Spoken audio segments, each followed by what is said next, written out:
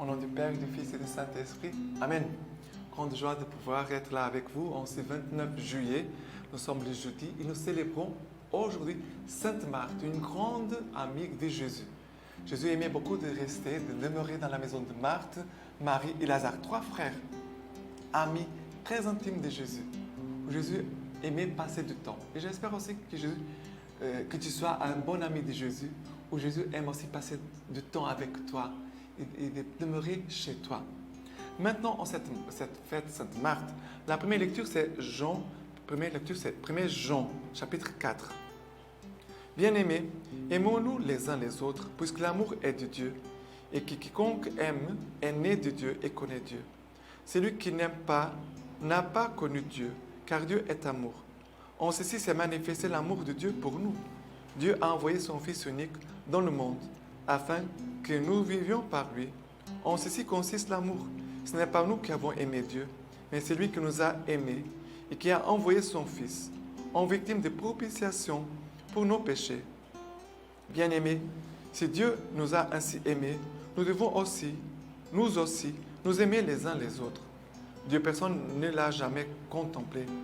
Si nous nous aimons les uns les autres, Dieu demeure en nous. En nous, son amour est accompli. Ainsi, nous connaissons que nous demeurons en lui et lui en nous. Il nous a donné de son esprit et nous avons contemplé et nous attestons que le Père a envoyé son Fils comme sauveur du monde. C'est lui qui confesse que Jésus est le Fils de Dieu. Dieu demeure en lui et lui en Dieu. Et nous avons reconnu l'amour que Dieu a pour nous. Et nous y avons cru. Dieu est amour. Celui qui demeure dans l'amour demeure en Dieu et Dieu demeure en lui. Alors, ici, la lecture nous parle que Dieu est amour et que nous devons aussi vivre dans l'amour. Car Dieu est amour. Si je suis dans l'amour, je suis en Dieu. Hors de l'amour, je suis hors de Dieu. Marthe, c'est une femme qui aimait beaucoup de servir. Elle aimait beaucoup de travail. Mais regardez qu'en célébrant Marthe, on célèbre l'équilibre. La vie de contemplation, la vie de mission, la vie de prière, la vie de travail. L'équilibre, c'est très important. Ça veut dire que dans cette dimension de la contemplation, nous allons puiser l'amour de Dieu. Et après, nous pouvons lui communiquer. Et si vous voyez bien, c'est ici. On trouve ça ici. Et la parole de Dieu dit, Dieu est amour. Donc, c'est manifesté l'amour de Dieu pour nous. Dieu a envoyé son Fils unique dans le monde afin que nous vivions par lui. Dieu nous a aimés le premier pour que nous puissions vivre de lui, de son amour. Mais après, par la conséquence d'avoir reçu l'amour de Dieu, c'est aimons-nous les uns les autres, puisque l'amour est de Dieu. Si Dieu nous a ainsi aimés, nous devons aussi nous aimer les uns les autres. Ça revient. Si nous nous aimons les uns les autres, Dieu demeure en nous et en nous, son amour est accompli. Ça veut dire que c'est à la mesure de nous vivons l'amour, et l'amour c'est toujours exigeant. Vivre l'amour c'est toujours exigeant. Pourquoi? Parce qu'il y a des personnes qui ne vont pas nous aimer, tu aimes quelqu'un et la personne ne nous correspond pas. Il y a des personnes que tu vas aimer, ils vont t'offenser, et ils vont te trahir peut-être. Et aussi des personnes soit qui ne t'aiment pas, soit ils vont vouloir tirer du profit de toi, ou parfois, même s'ils t'aiment, ils peuvent parfois te blesser. Même s'ils ne le veulent pas, et peut-être ils vont pouvoir te blesser. Et dans toutes ces choses-là de notre vie humaine, nous devons garder la présence de Dieu au milieu de nous, pour que l'amour de Dieu puisse vraiment être là. Comme dit, et nous pouvons garder cette phrase pour nous. Si nous aimons les uns les autres, Dieu demeure en nous, son amour est accompli. L'amour de Dieu puisse être accompli en chacun de nous. Et c'est cela qui fait de nous des chrétiens et des saints. Ok? Maintenant, le psaume d'aujourd'hui, c'est le psaume 34. Dans le Seigneur, mon âme se loue. Qu'ils écoutent les humbles, qu'ils jubilent. Magnifiez avec moi le Seigneur, exaltons ensemble son nom. Je cherche le Seigneur, il me répond. Et de toutes mes frayeurs, il me délivre. Qui regarde vers lui resplendira. Et sur son visage, point de honte. Les jeunes fauves sont dénués, affamés. qui cherche le Seigneur ne manque d'aucun bien. Chercher le Seigneur, ça veut dire chercher l'amour. Non pas l'amour dans les créatures, parce que les créatures ne pourront pas te donner l'amour dont tu as besoin. Aux créatures, tu donnes l'amour, bien sûr que les gens vont aussi t'aimer, vont avoir des gestes d'amour envers toi. Et ça, c'est aussi important pour chacun de nous. Mais chercher le Seigneur, celui qui cherche le Seigneur ne manque d'aucun bien. Et après, il dit, je cherche le Seigneur, il me répond. De toutes mes frères me délivrent.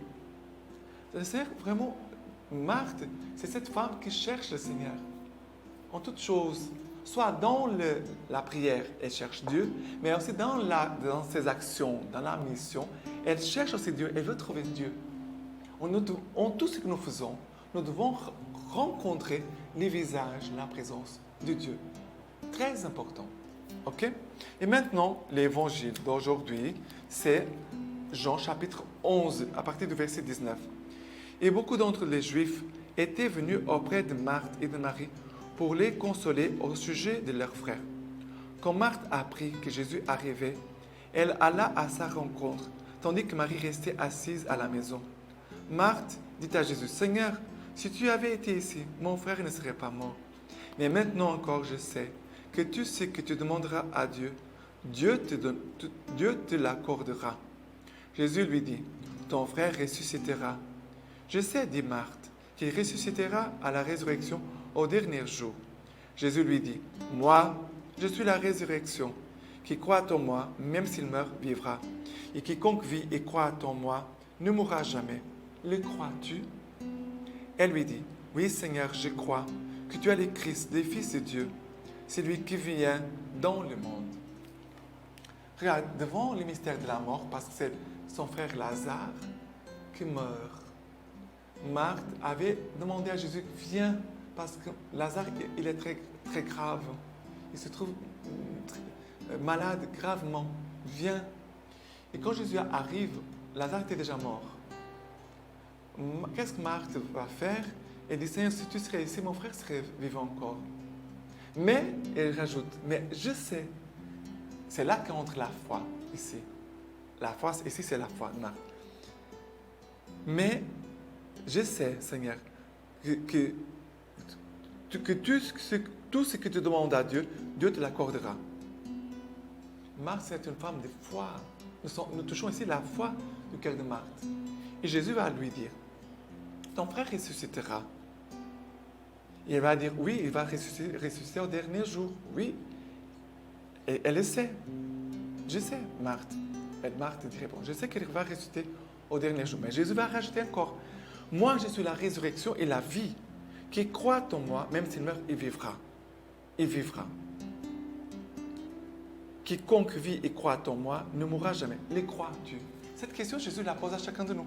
Est-ce que nous croyons? Est-ce que nous avons la foi ou pas? Parce que nous ne pouvons pas croire que nous avons la foi. Nous avons parfois des sentiments de foi. Des sentiments de foi. Mais les sentiments de foi, ce n'est pas la vraie foi. La vraie foi, c'est quelque chose de solide. Même si mes sentiments partent, même si ma volonté elle est faible, la foi demeure. Elle est forte. Je m'appuie sur elle. Je ne m'appuie pas sur moi-même et sur mes sentiments. C'est très important. L'acte de foi. Marthe, elle pose un acte de foi. Elle dit, oui Seigneur, je crois. Je crois que tu es le Christ, le Fils de Dieu. C'est lui qui vient dans le monde. Ça veut dire que tu es le Sauveur. Tu es mon Sauveur, tu es mon Seigneur. Voilà. Et c'est pour cela que juste après, Jésus va ressusciter Lazare. Même si après Lazare, bien sûr, il va ressusciter. Après un jour, il va mourir à nouveau pour rentrer au ciel. Mais Marthe, à cause de sa foi, elle va voir les fruits aussi de sa foi. Ça veut dire son frère qui va ressusciter. Maintenant, la lecture patristique de Sainte Marthe, homélie de Saint Augustin sur l'évangile de Luc. Les paroles de notre Seigneur Jésus-Christ nous invitent à tendre vers un seul but quand nous peinons dans les multiples travaux de ce monde. Nous étendons alors que nous sommes toujours errants, pas encore résidents, toujours sur la route, pas encore dans la patrie, toujours désirants, pas encore possédants. Cependant, nous devons y tendre sans paresse et sans relâche, afin de pouvoir y parvenir un jour. Marthe et Marie étaient deux sœurs, proches non seulement par la chair, mais aussi par la foi. Toutes deux s'étaient attachées au Seigneur. Toutes deux servaient d'un même cœur le Seigneur, présent dans la chair. Marthe l'accueillit comme on a coutume d'accueillir les voyageurs, mais elle était la servante qui accueille son Seigneur, la malade son Sauveur, la créature son Créateur. Elle accueillit celui dont elle allait nourrir le corps, afin d'être elle-même nourrie par l'Esprit. En effet, le Seigneur a voulu prendre la nature de l'esclave, et dans cette nature d'esclave, recevoir des esclaves sa nourriture, non par nécessité, mais par bonté. Car ce fut de la bonté que de se laisser nourrir. Oui, il avait un corps qui les faisait avoir faim et soif. Ainsi donc le Seigneur fut accueilli comme un hôte, lui qui est venu chez les siens. Et les siens ne l'ont pas reçu. Mais tous ceux qui l'ont reçu, il leur a donné de pouvoir devenir enfants de Dieu. Il adopte des esclaves pour en faire des frères. Il rachète des captifs pour en faire ses cohéritiers. Mais que personne parmi vous n'aille dire « Heureux sont ceux qui ont eu le bonheur d'accueillir le Christ dans leur propre maison. » Ne vous plaignez pas, ne protestez pas parce que vous êtes né à une époque où vous ne voyez pas le Seigneur dans sa condition charnelle. Il ne vous a pas privé de cet honneur chaque fois que vous l'avez fait à l'un de ses petits. Dit-il, c'est à moi que vous l'avez fait. D'ailleurs, Marthe, toi qui es bénie pour ton service bienfaisant, permets-moi de te le dire. La récompense que tu cherches pour ton travail, c'est le repos. Maintenant, tu es prise par toutes les activités de ton service. Tu cherches à nourrir le corps mortel, aussi sain qu'il soit.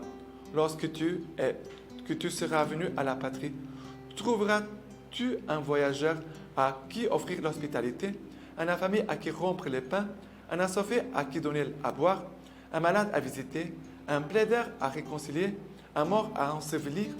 Dans la patrie, il n'y aura plus tout cela. Alors, qu'y aura-t-il? Ce que Marie a choisi. Là, nous serons nourris. Nous n'aurons plus à nourrir les autres. Aussi, ce que Marie a choisi trouvera là sa plénitude et sa perfection. De cette table abondante de la parole du Seigneur, elle ne recueillait alors que les miettes. Voulez-vous savoir ce qu'il y aura là-bas? Le Seigneur lui dit lui-même, en parlant de ses serviteurs. Vraiment, je vous l'ai dit, il les fera mettre à table et circulera pour les servir.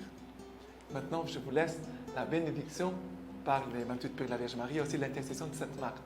Que Dieu Tout-Puissant vous bénisse, vous garde, le Père, le Fils et le Saint-Esprit. Amen.